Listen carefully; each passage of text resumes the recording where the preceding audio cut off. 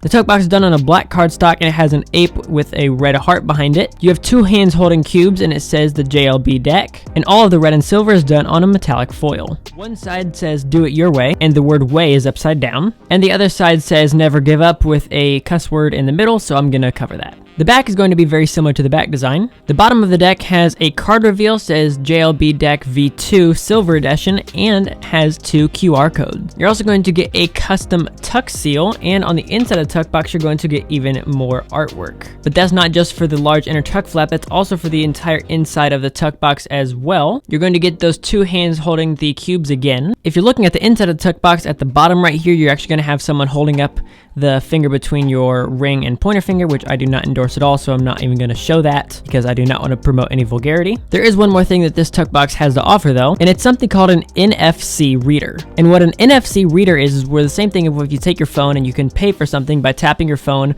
where you normally tap a credit card, it has the chip on the inside of this tuck box. So you can tap your phone to both sides of this card box and you can actually then use your phone and your card box in a magic trick. But I'll get into more of that in a second. Now you already saw a lot of what this back design is going to look like on the tuck box, but one thing you didn't know is the fact that this is a fully marked deck. And if you want me to drop a video on how to read this marking system, make sure to drop a comment in the description below and I'll make a video for you. And this marking system is one of my favorites to use because of the fact that it actually only takes about 20 seconds to get this entire marking system down. Another thing this deck has going for it is the fact that the order, if you're going through it and you first take it out of the box, you can spread through the cards and find that one card is actually going to be sticking out upside down, and that is the 7 of hearts. So you can use this in a magic trick where you first take it out, you take off the cellophane, and you pull out the cards, and the 7 of hearts, which you have then forced on them prior to doing this trick, is the only one sticking up outside of the deck, and it's also the same one that the card reveal has on the bottom of the tuck box. Now onto the number cards, you're going to see that the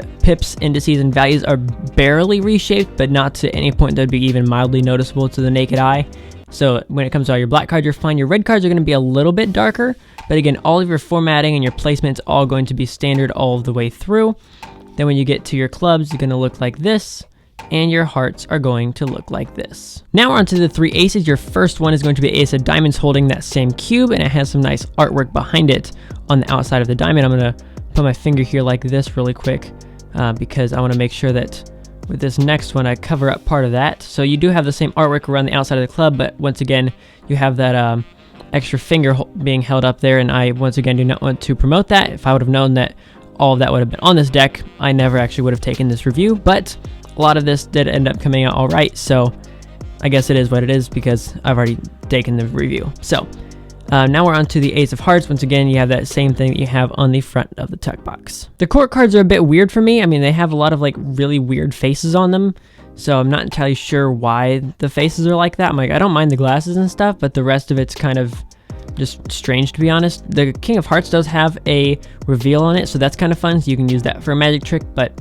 the rest of the court cards, they're kind of weird. On the bright side though, your ad cards are fantastic. So your first one is going to be a duplicate ace of diamonds, but this time with a card reveal in the box. The second one is going to be a duplicate 9 of clubs. The third one is going to be a duplicate 10 of diamonds. And lastly, you have a 2 of spades, queen of hearts, double facer. And last but not least for the playing cards, your JLB playing cards, ace of spades. Now before I get into how this deck is going to handle and what's going to feel like in your hands, which is definitely different than a lot of decks, you'll want to stick around for that. This deck does have a couple extra things on the Kickstarter, which is live right now, so if you're going to pick them up, you can check it out in the description below. First of which is you can actually get a JLB app to go along with the box and the different technology side that goes with that, and you'll get a lot of different magic effects and quite a bit of other stuff on the app itself. There's also 2 full hours of tutorials, 15 routines, and a lot of other magic effects. So with all of that stuff going into it, you'll have all that in addition to when you pick up the deck, if you end up deciding to pick up this deck on Kickstarter. Now we're on to the handling of this deck, so let's see if this deck can Faro shuffle.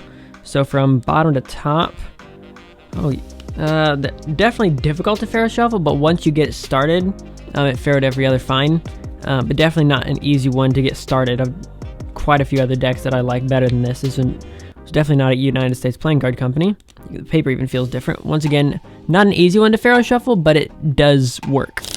Then when it comes to the stock finish and feel of these deck of playing cards, the finish is going to be just fine. It's going to glide beautifully. No issues when it comes to the coating that's on it, so it's going to be just fine for any different Magic or cardistry that you're doing in relation to that. Going to glide beautifully. It is on a premium stock, so it is definitely a thicker deck of cards. So even if you're just comparing two decks of cards, like a deck of bikes, and then this one, if you even have 52 and 52, this one's going to be a lot thicker than the other deck. So fair warning, if you're someone who's new to getting into cardistry or Magic, this is probably not going to be for you because it's going to have a lot more there, a lot more in your hands. So if you have smaller hands, not going to be for you. The other reason it's probably not going to be for beginners is because this deck is definitely a more thick deck that makes it a lot snappier and almost not malleable to a degree. So more malleable decks or more buttery decks are more for things like cardistry.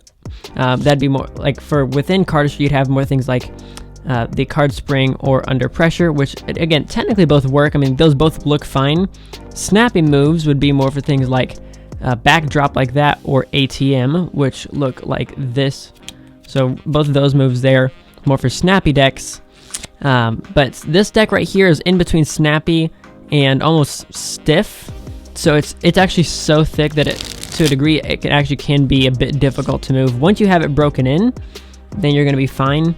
But it's definitely going to be a less malleable deck. So again, if you're just getting into Magic or cardistry, so again, clearly this is a much more Magic heavy deck, this probably won't be the deck for you. Now, if you're more advanced in your Magic, this deck could definitely be for you because I've been doing this for 10 years, so I haven't had an issue with it personally, but I know a lot of the people that I teach in my classes that I do would have a big issue with this deck here just because of the actual paper that it was printed on. And if you do end up wanting to pick up this deck on Kickstarter, you can check out the first link in the description below. But if you want to check out another marked deck, I actually have an entire playlist of marked decks here on the channel. And you can check that out right here so you can learn all about all the marked decks that you should get. Now I'll catch you guys in the next video. Subscribe for more deck reviews just like this one. This is CPM signing off.